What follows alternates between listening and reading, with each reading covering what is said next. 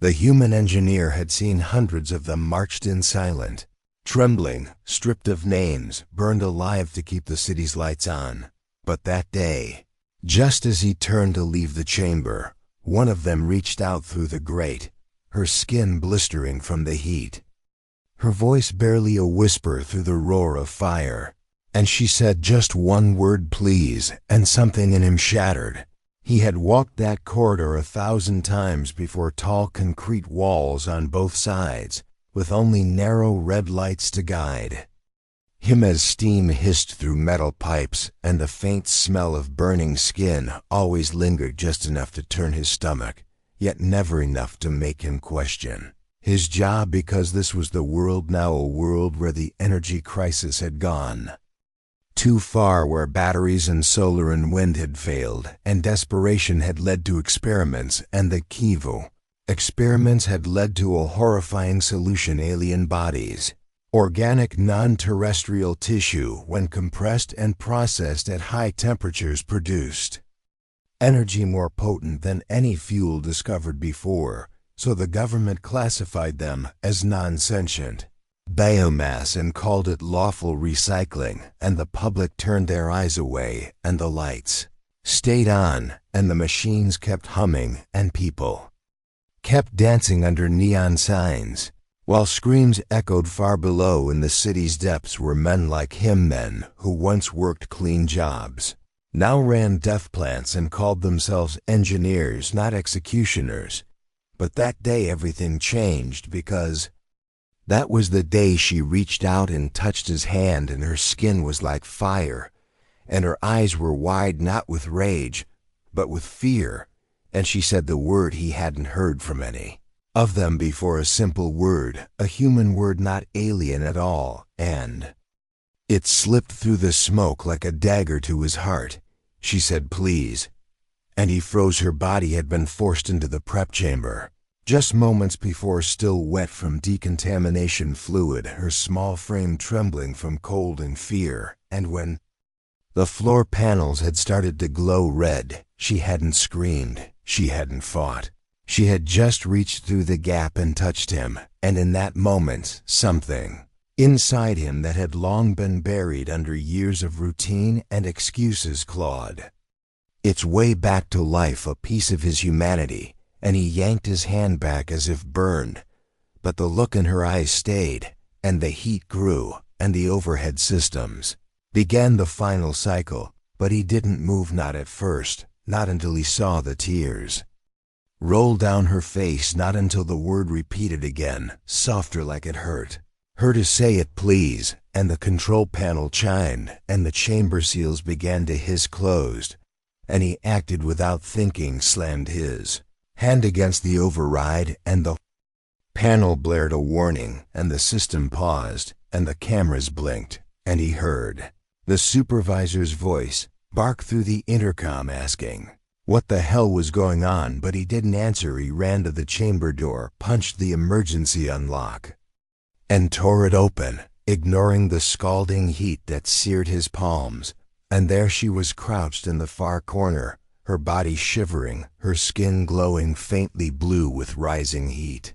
signatures, and he didn't stop to think. He just pulled off his coat, wrapped it around her, lifted her up in his arms, and bolted, alarms screaming behind him, and every step echoing like a countdown to death, because there were cameras everywhere, and even now drones might already be on the way to intercept him, and he had no plan, no destination, just the overwhelming need to get her away from the fire and the lies in the silence, and he ducked into a side corridor, swiped his stolen ID to access the waste chute, knowing full well it could lead to a dead end, or worse, and he squeezed through with her clutched tight against his chest, and they dropped into the refuse shaft which led to the lower industrial zones, and landed hard on a heap of broken crates and slag, and for a moment he couldn't breathe, because her weight on his chest was nothing but bones and fire, and when he finally looked into her eyes again,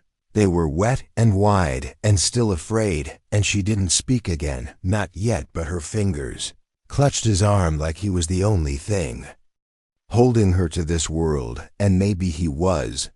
And he realized with a chill that he had just destroyed his life, his job, his name, his record. Everything he had ever built gone in a moment, because of a whisper and a look. But somehow it didn't feel wrong. It felt like waking up from a long nightmare, like seeing the sun for the first time in years. And he pulled himself to his feet, staggered down the dark corridor, deeper into the underground, where maybe there were still places to hide, and tried to ignore the sound of drones sweeping the vents above them, and tried to block out the echo of the supervisor's voice calling for his arrest, and tried not to think about the other aliens, the ones he hadn't saved, the ones he had let burn.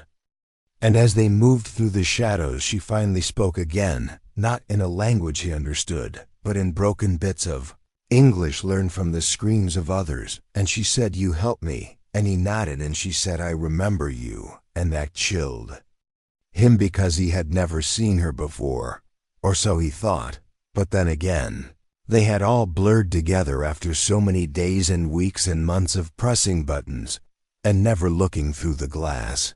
But maybe once, just once, he had looked, and she had been there, and maybe she had remembered. And he whispered, "I'm sorry," and she didn't answer, but her head rested against his shoulder. And for now that was enough. And somewhere in the darkness, a siren wailed, distant and slow, and he knew they were being hunted now, not just a runaway worker and stolen cargo, but a traitor and a living alien. And in this world that was treason punishable by death, no trial, no appeal, just a furnace and a number and a report filed away in silence.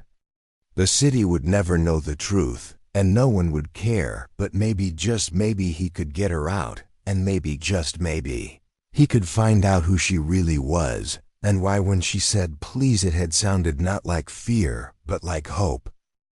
The tunnels beneath the city were old and mostly forgotten, their maps erased from public records decades ago, when the war for resources had shifted all focus to vertical growth and energy harvesting. And down here it smelled like rust and mold and melted plastic, and the floor was slick with old chemical spills and ancient coolant. But he didn't stop. He kept moving, holding her tight against his chest as her small frame shook with every echo of metal above them, and every clang of a pipe made her flinch. And he whispered, "It's okay," even though it wasn't, because he had no plan, no way to reach the surface without scanners picking them up, no contacts in the rebellion, if that even still existed, no safe house, just the idea of running as far and as fast as he could while she clung to him like a lifeline. And every time her skin brushed his, it felt hot like a fever, like something inside her was burning, but it wasn't from heat, it was something else, something wrong. And he could see it in her eyes, even through the dim light of his wrist lamp, something that didn't belong, something foreign and afraid. And he knew he had to find a place to rest, at least for a few hours.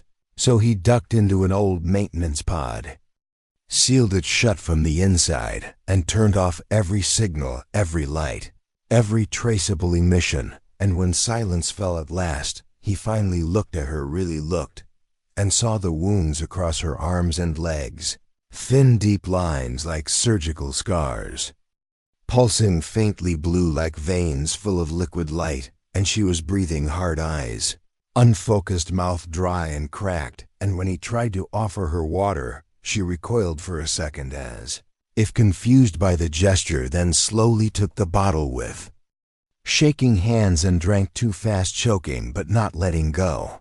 And he waited until she finished, then asked her name, but she didn't respond, not at first, not with words. Instead, she pressed her palm to his chest and closed her eyes, and suddenly he felt something sharp and electric surge through his ribs, like a flash of images that weren't his, a burning forest, a black sky, ships falling like comets, screams in a language he didn't know, children running, hands tied, bodies stacked, and fire, so much fire. And then her voice, not in his ears, but in his head, and it said, "Kira." And then the images stopped, and she pulled her hand away and collapsed, and he gasped for breath, because it had felt real, more real than anything he had ever known, and it hadn't been a memory, it had been her soul or something like it. And he stared at her as she slept, curled into herself like a child, and he realized she wasn't just some refugee or stray alien, she was something more, something connected to the energy they had been stealing, something alive and aware and powerful in ways he didn't understand, and it terrified him, because it meant they would come for her, not just to kill, but to dissect, to silence and erase and bury the truth, and he couldn't let that happen, because now he had seen it, and once seen it couldn't be unseen. And the next hours passed slow, full of dread, and every sound outside the pod made his heart race and his hand hover near the rusted pipe he'd picked up for defense. And when she finally stirred again, her eyes locked on his, and she whispered, "You dream," and he nodded slowly, because somehow he had, and she said, "Others no dream," and he didn't know what that meant until she touched his hand again, and he felt it clearer this time, the difference between those they burned and those who had already died inside. And she said, "Most gone.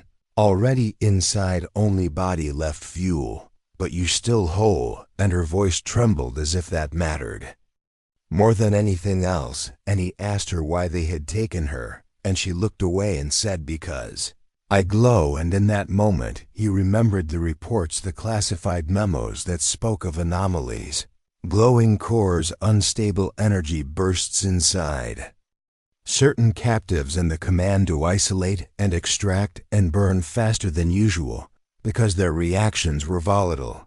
And he realized she wasn't just fuel, she was the key to something bigger, a living power source, not because of her biology, but because of something ancient in her people, something the humans had never truly understood. And when they tried to harness it, they'd only copied the surface, not the soul, and she was a piece of that soul, and now she was dying because the fire inside her was consuming her, and he didn't know how to stop it, and he hated himself for not knowing. And she saw it in his face and said, "You try," and that broke him a little more, because he knew he had to do more than try, and he made a decision then to reach the last person he had ever trusted, his sister, once a tech smuggler, now a ghost erased from the grid, after she refused to upgrade a governor's kill switch, and she had vanished into the underbelly. But he had her old beacon code buried in his implant, and he lit it up praying she would answer, and for 2 hours nothing happened, and then a single pulse came back, and he sent a signal marked urgent, no data, just coordinates, and waited, hoping she would still care. And when the pod door finally opened from the outside, he flinched, ready to fight. But it was her, his sister, her hair shorter, her eyes harder, but her voice still soft, and the first thing she said was, "What the hell have you done?" And when he showed her Kira, she didn't speak, she just stared for a long moment, then pulled out a scanner and whispered, "You idiot, you've got a live one." And he said, "I know," and she said, "No, I mean live, like power source, unstable, volatile." And he said, "I know," and she said, "If they track her here, you're not the only one who dies." And he said, "I know," and she looked at him like he was insane, then touched Kira's wrist and said softly, "Can you hear me?" And Kira opened her eyes and said yes, and that changed something, because his sister knelt then and said, "Okay, let's move," and they did quickly, silently, through tighter tunnels to an old train port, where she had a shuttle hidden behind freight crates, and once inside, they sealed it and rose up through the old tracks toward the low-orbit scrapper lanes, and the city began to vanish below them. And for the first time since he'd pulled Kira from the furnace chamber, he felt something like hope, but also something darker, because now they were fugitives hunted by a system that would not stop, and carrying a secret that could collapse everything. And in Kira's eyes, as she looked at the sky for the first time in years, he saw a reflection of something vast and ancient and not yet done. The shuttle groaned as it broke through the upper levels of the city's smog shield, a thick dark blanket of chemical haze that wrapped the planet like a shroud, and the moment they pierced through it, the stars came alive 100,000 points of cold white light against the black, and Kira stared at them with wide eyes as if she was seeing them for the first time, and maybe she was because the aliens they harvested were always kept underground, chained and silenced, never shown the sky, never given a chance to remember that they too were born under stars, not furnaces, and her breath caught as her trembling hand pressed against the glass of the shuttle window, her faint blue glow casting strange shadows on the metal walls, and the human engineer, his name was Darren, though few called him that anymore, watched her with a strange tightness in his chest, because he couldn't shake the memory of her voice whispering please, and how it had cut through the years of numbness like a blade. And now he was sitting here next to her, while his sister Lena piloted the rusted shuttle with quick, sharp movements, muttering under her breath about patrol drones and scanners, and how stupid Darren was for pulling a stunt like this. But there was no turning back now, because the entire city had gone into lockdown the moment he freed Kira, and already there were kill orders out on his name, his face flashing across every checkpoint, and he knew that even if he wanted to return, he couldn't, because men like him didn't get second chances once they disobeyed orders, and especially not when they stole something as valuable as a glowing alien that the government labeled as raw energy stock. And Lena finally slammed her hand against the console and spun around in her seat, glaring at him and demanding to know what exactly he thought was going to happen. Next, did he think they could just fly into the night with her and live happily ever after? And he had no answer, because he hadn't thought that far. He had only thought about her voice, her eyes, her touch, and the way she had looked at him like he was something more than a cog in a machine. And when he stayed silent, Lena sighed and shook her head, then crouched down in front of Kira, who flinched slightly at the movement, but didn't pull away. And Lena spoke gently, saying, "Hey, I'm Lena, can you understand me?" And Kira tilted her head as if listening to the words, not just with her ears, but with something deeper, then nodded slowly and whispered yes. And Lena smiled softly despite herself, because there was something innocent in the way Kira said it, like a child trying to speak a new language. And Lena asked if Kira knew what was happening, why they were burning her people, and Kira's eyes darkened, her hands trembling against the blanket Darren had wrapped her in, and she said, "Fire takes us, because they cannot make their own light." And those words made both humans fall silent, because it was true in a way that was both poetic and damning. And Darren finally asked Kira where she came from, what planet, what place. And Kira looked back at the stars and said, "My world is gone. The sky is ash. The sea is blood." And her voice cracked as if she was breaking apart just remembering. And Darren felt something twist deep inside, because he could see it in her eyes. The endless grief of someone who had watched everything they loved burn and been dragged across the stars as nothing more than cargo. And before he could speak again, the shuttle jolted hard, and Lena cursed because the scanners had picked up pursuit drones, and a patrol frigate was closing in fast, black triangular ships, slicing through the haze like knives. And Darren jumped into the co-pilot's seat while Lena barked orders telling him to reroute power to the rear shields, while she pulled the shuttle into a sharp dive, spinning them between old satellite wreckage and rusting orbital platforms. And Kira clung to the straps, eyes wide, not with fear this time, but with something else, something like anger. And the lights around her flickered as if she was radiating energy. And Lena shouted, "What the hell is that?" And Darren looked back to see Kira glowing brighter, veins of light crawling across her skin. And he realized she was reacting to the danger like some kind of living battery, but not just battery, more like a storm ready to explode, and he crawled back to her fighting against the spin of the ship and grabbed her shoulders, saying, "Kira, stay with me, don't lose control." But she shook her head, tears in her eyes, and said they hurt.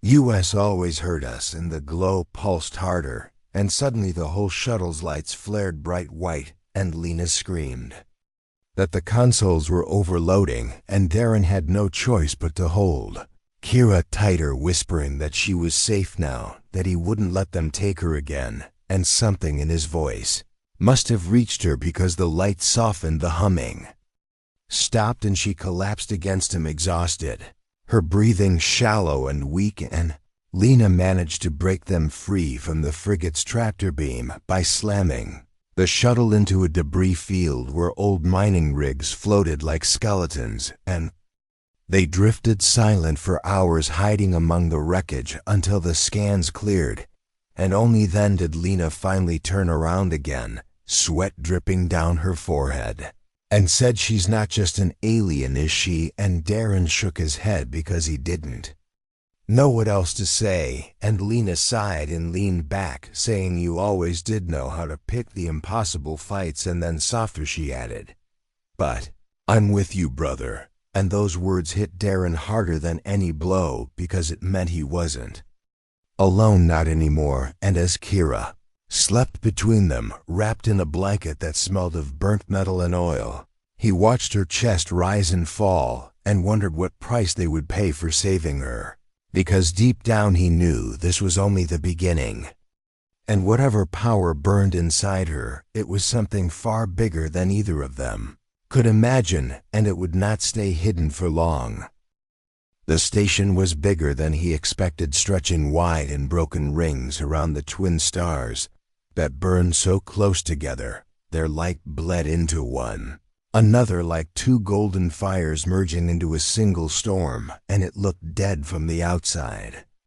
Its solar panels shattered, its docking tubes loose and drifting like skeletal arms in the void. But when Lena guided the shuttle closer, the old signal beacons flickered weakly, as if something inside still remembered its purpose, and they found a place to land, a hangar mostly intact with cracked floors and half-melted crates. And once the shuttle touched down, Darren lifted Kira into his arms again and stepped into the stale hot air of the station, and it felt like the sun itself was pressing through the walls, warming everything, not with fire, but with life, and she stirred against him, her glow a little stronger, her breathing a little less ragged, and Lena led them through winding corridors, past rusted robots and broken screens, until they found a room with a still-functioning skylight, a wide glass dome above that let the twin stars pour in, and Darren laid Kira down in the center where the light hit strongest, and she whispered, "This is good," and then closed her eyes and began to hum, not with her mouth, but with her body, a soft vibration that made the walls tremble and the lights flicker, and the very air seemed to pulse, and he could feel it in his chest, like her energy was pulling in the sunlight, like her body was feeding on it and healing from within. And he sat beside her, holding her hand and watching as the blue lines on her skin grew brighter like rivers of light, reawakening, and Lena crouched nearby, scanning the room for any signs of surveillance, and finding none, she finally relaxed and said, "We made it." And for a moment, just a moment, there was peace, and Kira opened her eyes again and looked at Darren and said, "Thank you, not just for saving her, not just for running, but for bringing her here, for believing her light was worth protecting." And Darren felt his throat tighten, because he didn't feel like a hero.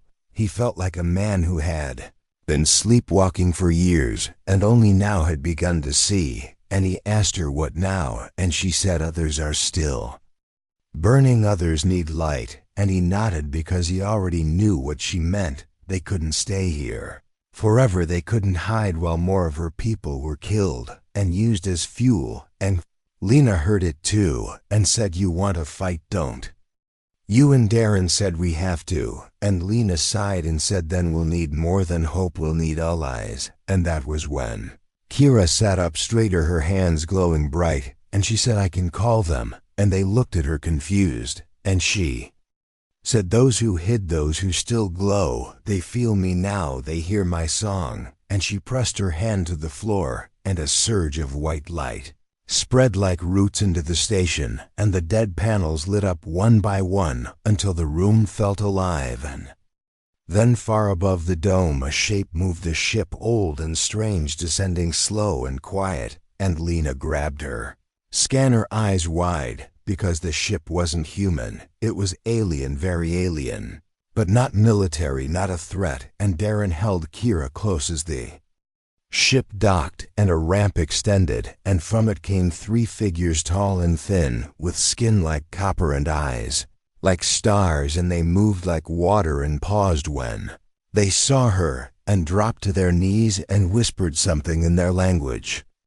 And Kira whispered back, and Darren didn't know what they said, but he felt it in the air like a promise. And Kira looked at him and said, "They are my kin. They also ran, they also burned, and now we gather." And he asked what would happen next, and she said, "We shine, and they see us, and they cannot kill what shines together." And Lena said, "This is insane. We have 3 old aliens and a rusted ship. What do we do against a system that runs on murder and lies?" And Kira looked at her with fire in her eyes and said, "We make them see." And Darren said, "Then tell me how." And Kira said, "Bring me to the core." And Lena's eyes widened because she knew what that meant, the energy core of the central grid, where all the fuel was processed, where the truth was buried under miles of steel and flame. And Darren said, "That's suicide." And Kira said, "It's light, and if I touch it, the truth spreads. And if they stop me, they reveal themselves. And if I fall, you carry me." And he looked at her, then really looked, and saw that she was ready not just to live, but to fight, not with weapons, but with her very soul. And he felt fear then, not for himself, but for her, because he had just found her, and now he might lose her. And she touched his face and said, "I was already gone, and you brought me back, so even if I burn bright." And he held her close and said, "Then we go together." And Lena sighed and said, "We're all going to die, aren't we?" And Kira smiled and said, "Not today." And the other aliens began to hum too, their bodies glowing soft and golden. And Kira said, "When we shine together, we are more." And Darren helped her to her feet, and they all stepped into the light pouring from the dome, and it wrapped around them like armor. And he knew in that moment they had become something else, something more than fugitives, something that the system feared, something that would not fade quietly. And the stars above watched and waited as they prepared to descend back into the fire, not to survive, to change everything. The return to the city wasn't quiet, and it wasn't secret, because Kira said they needed to be seen, that hiding was no longer living, that light could only win if it stood in the open and forced the shadows to shrink. So Lena disabled the cloaking and guided the shuttle straight toward the outer towers, while Kira stood at the center of the deck, her body glowing so bright. Now it made the metal hum around her, and her eyes were not afraid anymore. They were full of fire, and every breath she took sent pulses through the air that made the old systems flicker. And when Darren looked at her, he could barely believe this was the same girl he had pulled from the edge of the furnace, her skin raw, her voice broken. Now she stood like a storm, contained by flesh, and he couldn't help but be afraid, not of her, but for her, because he knew the city would fight back with all its strength and cruelty. And above them, patrol ships scrambled, weapons, armed warnings broadcast demanding they halt. But Kira raised one hand and whispered a single word in her language, and the message vanished mid-transmission. The drones lost power and spun out into the sky like puppets with cut strings, and Lena cursed under her breath and said, "Okay, that's new." And the other 3 aliens stood behind Kira, humming low and steady, their bodies resonating in harmony like a choir of stars, and the light spread through the shuttle systems, pulsing down into the engines which suddenly roared with strength. Far beyond anything Lena had ever seen, and she said, "Whatever you're doing, keep doing it." And they pierced the clouds, descending through layers of smoke and noise, until the city came into view, cold and gray, full of towers built on towers, all powered by fire and bodies and silence. And now they would bring noise and truth and light, and Darren tightened his grip on the rusted railing and whispered to himself, "Don't let them hurt her." And Kira turned to him and said, "They cannot hurt what shines from within." And then the shuttle dropped straight into the central grid zone, a place sealed from the public, where no civilian craft ever landed, where furnaces screamed day and night burning, the bodies of her people turning pain into electricity and fear into heat. And the guards opened fire as soon as the shuttle touched ground, bullets slamming into the hull. And Lena shouted for cover, but Kira stepped forward, raising both arms, and the light around her erupted outward like a wave of dawn. It swept across the yard, across the soldiers, across the machines, and everything it touched paused, then blinked, then fell silent. The guns jammed, the lights flickered, the sky itself seemed to hold its breath. And Kira walked forward slowly, like a queen returning to the heart of her stolen kingdom, her feet bare, her steps soft. But every one of them cracked the ground with light, and Darren ran after her, ignoring the screams from the command center, the sirens, the alerts, because all he saw was her moving straight toward the core doors. And when she reached them, she didn't use force, she just touched the metal and whispered again, and the doors peeled open like petals, and inside was the truth, the burning pit, the spinning heart of the entire grid, lined with bodies, lined with ash, lined with sorrow. And the heat was unbearable, but Kira stepped in anyway, and the air warped around her as she climbed the narrow stairs to the control ring, and Lena followed her, pulling Darren with her as more guards poured in behind them, weapons ready, faces twisted with fear, not anger. And when they saw Kira, they didn't shoot, they froze. And one of them dropped his gun and whispered, "What is she?" And Kira turned to them all and said, "Not fuel." And that word echoed, and the lights above exploded in a rain of sparks, and the system began to stutter, and Darren felt the floor shake as alarms blared, and the voice of the central AI stammered, unable to compute what it was sensing. And Lena shouted, "We've got maybe 10 minutes before they override everything."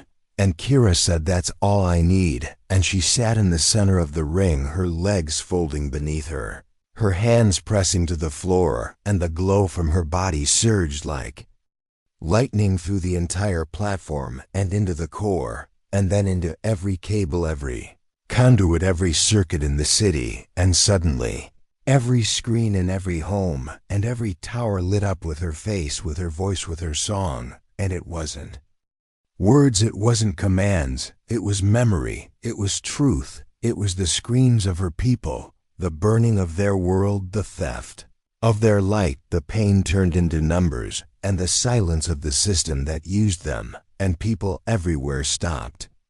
They froze in the streets, in their towers, in their bunkers, and they watched, and they listened, and they felt. And Kira's light showed them everything, not as a weapon, but as a mirror. And when it ended, her body slumped, her glow dimming, and Darren rushed to her, catching her in his arms as she trembled, and whispered, "I gave all." And he held her close, saying, No, you stay with me." And she said, "I am still here." And her glow faded to a soft shimmer, but did not vanish, and Lena stood behind them, looking at the silent core, now pulsing gently, no longer screaming. And the guards behind them still didn't fire. They just stood there watching, lost. And one of them said, "What have we done?" And no one had an answer, but the city above would never be the same, because the light had been seen and the lies had burned, and now the people had to choose. Do they go back to fire or forward into something else, something kinder, something honest? And Darren held Kira tighter and whispered, "We did it." And she said, "Not yet." And he said, then we do more, and she smiled faintly and said together, and her fingers curled around his hand, and the core lights flickered not in warning, but in rhythm, and for the first time in decades, the city power surged. Not from pain, not from death, but from hope. The silence after the surge felt heavier than the chaos that came before it, like the city was holding its breath, unsure of what it had just seen, unsure of what to believe, because no one had ever questioned the light before, no one had dared ask what it cost until now, until every home, every screen, every citizen had watched her face and heard her voice and seen the burning truth through her eyes, and the streets were no longer quiet now. They buzzed with unrest, with questions, with anger, with shame and wonder, and the military scrambled to contain it. But the lie was too big to hide, now the scream too loud to silence, and somewhere in the control halls where the leaders of the furnace system had watched in horror, many fled. Some ordered purges, but others turned off their screens and wept, and in the heart of it all, inside the core that once consumed life like kindling, Kira lay in Darren's arms, her body still glowing faintly, her eyes fluttering open and closed as the energy she had given, the song she had shared, faded slowly like embers under a dying sky, and Darren held her tighter, whispering that she wasn't alone anymore, that it was over. But she shook her head gently and said, not over, not until it cannot return. And Lena stood nearby, her face pale, her hand still gripping her old weapon, as if waiting for something, waiting for a trap, for retaliation, for the final boot to fall. But nothing came, only silence, only flickering lights and the trembling breath of assistant too stunned to act. And then the door behind them opened, not with force, but with calm, and a woman entered wearing the uniform of a high official, her face drawn with years of decisions and sins. And she looked at Kira, not with hate, but with something softer, something like understanding, and she walked slowly toward the core ring and said, my name is Sira. I was told to find you and destroy you, but I saw what you showed us, and I cannot follow orders. I need to know what you are. And Kira opened her eyes again and said, I am what you tried to burn. And Sira nodded and said, I know, and I am sorry. And the words hung in the air like broken glass, and then she added, we cannot undo what we did, but we can stop doing it. And Kira looked at Darren and said, can I believe her? And he looked at Sira and said, that depends on what you do next. And Sira turned to the guards behind her and said, lower your weapons and let them pass. And they did without hesitation. And she said, I will open the archives. I will show the people what we did. I will dismantle this place, piece by piece, if you promise not to vanish, if you promise to guide us. And Kira closed her eyes again and said, I am tired. I have burned too long. And Darren said, then I will guide them. And she smiled and whispered, that I am not afraid. And the next hours passed in a blur, the city reacting like a system in reboot. Alarms falling, silent factories ceasing, the burn machines being powered down, and across the data network, people began to share her song, the truth, spreading not through force, but through choice, through whispers and recordings and memory. And soon protests formed, not just with words, but with lights, candles held in streets quiet, vigils for those who had been lost. And Darren carried Kira through the city in full view, unhidden, unafraid, as people parted before them, some crying, some kneeling, some simply staring. And Lena walked behind, watching their backs, knowing that the danger was not gone but changed now. And when they reached the outer districts, Darren found a place where sunlight still touched the ground, and he laid Kira there, and she looked up at the sky and said, it is warm. And he said, it's yours now. And she whispered, will they remember? And he said, I will. And she said, then I am home. And her eyes closed and her glow softened, not extinguished, but resting like a flame cradled in wind. And time passed, and systems were rebuilt, and the reactors turned from fire to solar, from pain to patience. and laws were rewritten, and names, once erased, were carved into walls and schools, and the city did not forget, though some tried to erase. The memory most held onto it like a wound and a promise, and Darren stayed at Kira's side day after day, teaching others what she had taught him, and more ships arrived slowly, cautiously. Others like her hearing the call of light through the dark, and they came not to fight but to heal and build and help. And Lena became a leader in the shadows, working behind walls and wires to ensure the changes stayed real.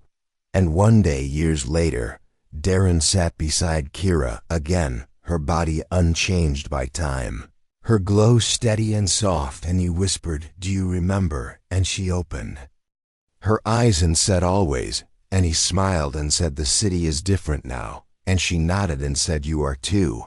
And he asked, "Do you regret saving me?" And she said, "I regret not touching your hand sooner." And he laughed and held it again, and the stars burned above them, not as enemies, not as fuel, but as beacons, and somewhere deep beneath the ground where furnaces once roared, only silence remained, and from that silence grew something new, something bright, something that would never be boiled, never be chained, never be silenced again.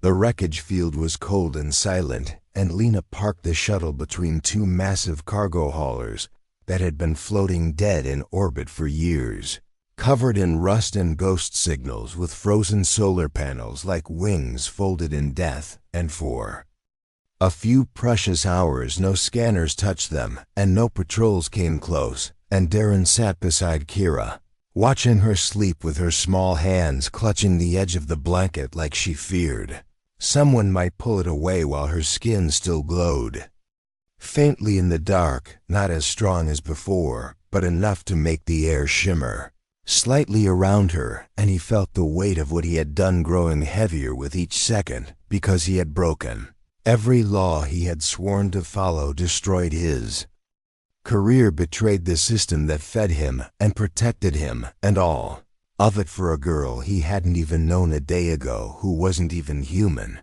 and yet somehow felt more real to him than anyone else he had ever met, and he didn't know why. Maybe it was the way she had looked at the stars, or the way she had said please, like it was the last word she would ever speak, or maybe it was the way she had shared her memories with him, the way he had seen her world burn through her own eyes, and when he touched his chest he could still feel the ghost of that connection, like her soul had brushed his and never fully let go. And Lena was in the back now, rerouting the shuttle's transponder and wiping their trail and muttering to herself about how they needed supplies if they were going to survive, and how they couldn't stay here forever because someone would sweep this sector eventually. And when Darren asked her where they could go, she hesitated, then said there was one place, maybe a place no patrols went any more deep in the outer shell, called the Verge, where the system's gravity pulled too strong and the stations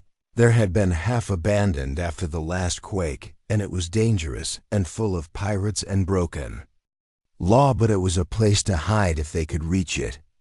And he agreed without hesitation, because danger didn't matter anymore, only keeping Kira safe did. And as if she had heard him, Kira stirred, then her eyes fluttering open, and for a second she looked lost, like she didn't know where she was, and then her gaze found him, and she smiled just a little and said, "Your name," and he froze because he hadn't told her, and she said, "Darren," and he asked how she knew, and she touched her temple and said, "I heard," and it was then he realized she had not just shared her memories, she had touched his, and she saw him nod slowly and said softly, "You were small and broken and lonely," and he laughed a little at that, because it was true, and he asked if she could hear everything, and she shook her head and said, "Only what you let me see," and he didn't know what that meant, but he believed her. And Lena returned then with ration packs and laid them out, and when Kira saw the food she hesitated, then reached out with careful fingers and touched a piece and whispered, "Warm." And Lena said, "It's not much, but it's yours." And Kira looked at her and said, "Thank you." And Lena smiled tiredly and sat down beside her and said, "You don't talk like the others." And Kira said, "Others are gone." And Lena said, "What do you mean?" And Kira looked down at her food as if it pained her and said, "They took our minds. They burned our light, only bodies left." And Lena said, "But you're still here." And Kira said, "I hide inside." And the way she said it made Darren's stomach twist because he could hear the cost in her voice, like she had buried part of herself to survive. And he asked her how many like her were left, and she said, "Few, very few, and they hunt us because we shine." And that word again, shine, not burn, not spark, but shine. And he asked her what that meant, what made her different, and she said, "We are not fuel, we are fire." And that chilled him, because it meant everything they had been taught was a lie, that her people weren't just alive but powerful, maybe more than humans could understand. And when Lena asked her why they had never fought back, Kira said, "Some tried, but the fire eats us if we use it too long, and soon we fade." And Darren said, "But you're still strong." And Kira said, "Not for long." And he could see it in her face, the exhaustion, the way her glow dimmed with each breath. And he asked what she needed, and she said, "Light." And Darren said, "The stars." And Kira nodded and said, "The real ones, not made by fire." And that was when Lena remembered something old, something risky, but possible, a station in the Verge orbiting a binary star where old terraforming reactors still worked, and where light was strong enough to blind scanners and power dormant systems. And she said, "We can try there." And Darren said, "Let's do it." And they plotted a course through the deepest sectors, running silent the whole way. And the journey took days, through cold black nothing, dodging patrols and drifting near wrecked stations where ghosts flickered in broken windows. And Kira grew weaker each day, her glow dimming, her voice fading. And Darren stayed by her side, holding her hand, whispering stories about Earth, oceans, trees, wind, things she had never known. And she listened with eyes wide and wet. And when they finally neared the Verge, the stars grew so bright the cockpit turned white. And Lena shielded her eyes and shouted they were almost there. But the ship's shields were failing, and heat warnings screamed through the console. And Darren braced himself around Kira as the shuttle shook like it would tear apart. And Lena shouted, "Hold her steady." And the stars filled the view like suns. And just when Darren thought they wouldn't make it, the light surged, and something inside Kira lit up, and her body began to glow, not faintly, but brightly, so bright the ship's systems blinked, and a pulse of white shot from her skin and passed through the hull. And in that instant the pressure stopped and the ship coasted smooth, like the light had calmed the storm. And Lena gasped and said, "What did she do?" And Darren looked at Kira, who was breathing hard but smiling, and she whispered, "We are home. If you believe humanity always finds a way, subscribe for more HFY sci-fi stories that prove it."